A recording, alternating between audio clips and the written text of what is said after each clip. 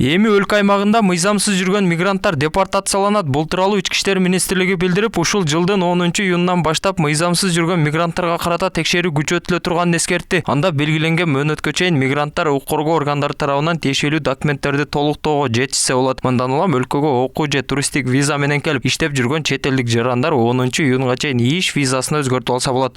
Бүгүнкү күндө 10-июнга чейин Кыргыз Республикасынын аймагында, онун ичинде Ош шаарынын аймагында мыйзамсыз жүргөн жарандарга өздөрүнүн Кыргыз Республикасынын аймагында жүрүү мүмкүнчүлүгүн мыйзамдаштырып алганга, легалдаштырып алганга мүмкүнчүлүк берилди. Бул мыйзамга ылайык, эгерде Кыргыз Республикасынын аймагында мыйзамсыз жүргөн жарандар тиешелүү документтерин топтоп мыйзамдаштырып алышы керек.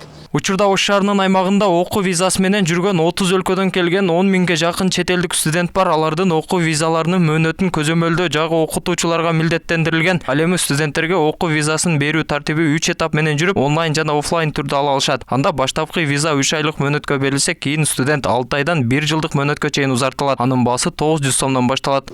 Виза берүү тартиби 3 этаптан турат. Жана 2 түрдүү болот. Биринчи этабы бул баштапкы виза деп айтылат. Бул 3 айга чейинки мөөнөттөгү виза берилет.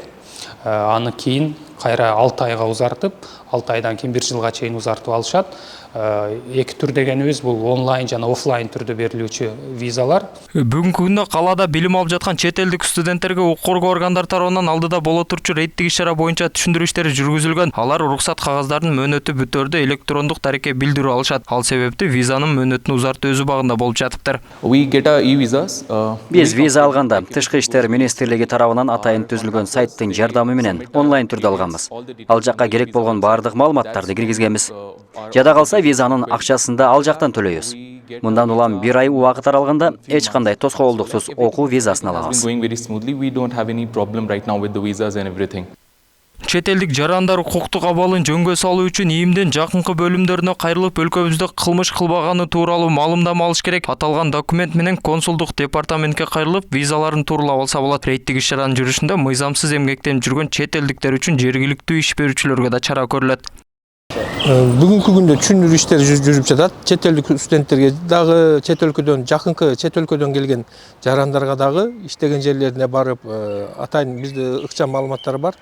Аларга барып иш берүүчүлөр менен жана иштеп аткан жарандарга түшүндүрүү иштери жүргүзүлүп атат. Мыйзамдарда мыйзамсыз иш бергендик үчүн алардын баягы Кыргыз Республикасынын аймагында мыйзамсыз жүргөндүгүн жаап жашыргандык үчүн тиешелүү берилмелер каралган. Буга чейин УКМК төрагасы Камчыбек Ташиев мыйзамсыз миграцияга байланыштуу жыйын өткөрүп, анда өлкөдө 5000дей мигрант тиешелүү документтери, уруксат кагаздары жок жүргөнүн айткан. Буга байланыштуу 10-июндан тартып күчөтүлгөн рейдтик иш-чаралар башталарын эскерткен. Мыйзамдын чегинде гана алар бул жерде жүрүш керек. Мыйзамсыз бир дагы студентти бул жерге калтырбайбыз. Мына биз муну контролго алдык. Мен өзүм муну жеке контролдоп турамын. Бизден второе главное управление Исмаилов. Возьмете на контроль полностью, так, от начала до конца, каждый месяц, чтобы мне докладывали. Белгиле кетсек, Кыргызстанда соңку жылдары Индиядан, Пакистандан, Бангладештен келген эмгек мигранттар көбөйгөн. Алардын көпчүлүгү курулуш, тейлөө жана тигүү цехтеринде эмгектенет. Өкмөт былтыр чет элдик жарандарга Кыргызстанга келип иштөөгө 25 000 квота берген. Мындан сырткары өлкөдөгү жогорку окуу жайларында 70 000ден ашык чет элдик студент билим алат.